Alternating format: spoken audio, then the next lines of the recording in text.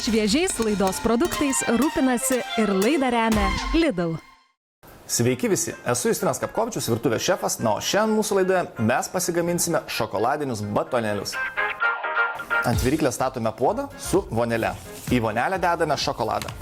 Prieš tai jį susilaužome.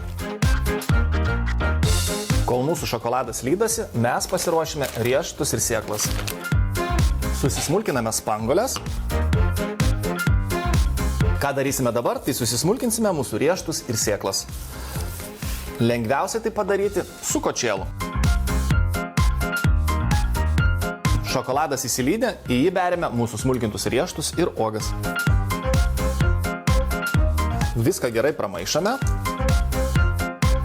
Belieka išdėlioti mūsų batonėlius ant skardos patiestos su sviestiniu popierium. Skardą dedame į šaldytuvą pailsėti kelioms valandoms. Mūsų batonėliai jau paruošti. Jeigu norite suteikti jam daugiau aistros, naudokite čili pipirus.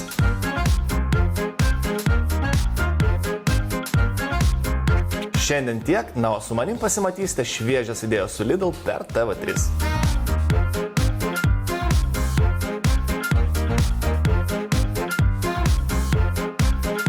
Šviežiais laidos produktais rūpinasi ir laidą remia Lidl.